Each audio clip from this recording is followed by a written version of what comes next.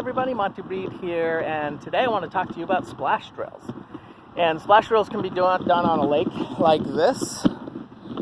You can do the splash drills at the ocean. You can do it at a river. I mentioned it on a video a little while ago during a heat wave we had, and a lot of people are like, what's a splash drill? So I kind of explained it, but I'm going to go ahead and show you. The splash drills I was doing the other day was on a river. It's kind of nice because you could splash drill up the shore and then jump into the river, and the river would pull you back. And for extra calorie burn, you try to swim upstream. Here it might be a little slower because basically I'm going to splash drill up, and you get into about 6 or 8 inches of water and splash drill up, and then I'll jump into the water and swim back. And of course, you know, swim back's going to be a little slower. So for this, I recommend shoes. You want to have shoes that are safe in the water.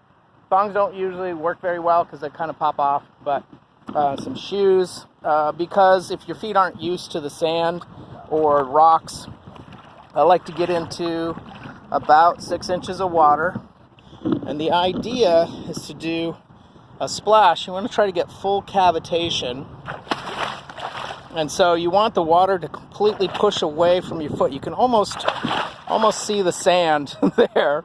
And then the water kind of grabs a hold of your leg. And it's a little unusual at first, but as you do the splash drills, you'll cavitate the water, it'll move away. It's really helpful, especially on a rocky bottom, because the rocky bottom can be unstable and you could fall. But with the splash drills, you're relying on that water just grabbing your foot after you splash. So the idea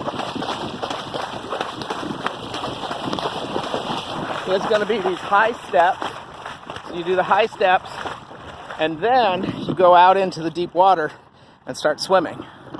So let me just head back down here.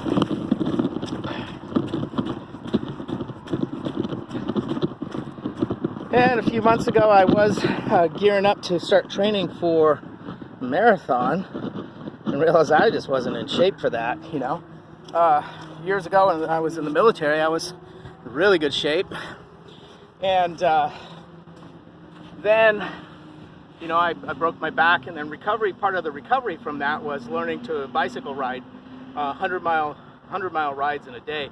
And I trained for and completed the Seattle to Portland 200-mile 2-day bike ride. I've done it twice now. You do 100 miles the first day, and then another 100 miles the second day.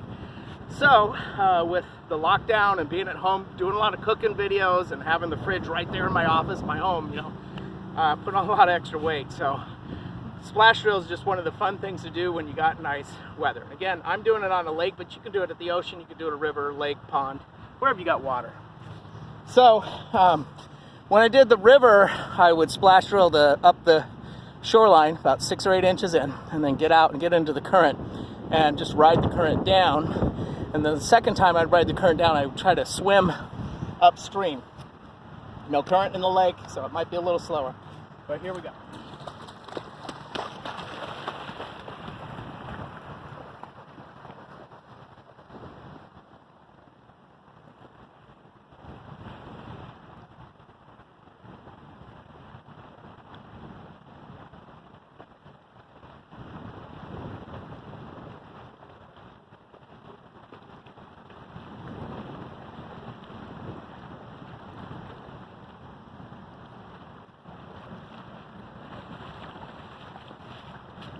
So guys, that's the splash drill, okay?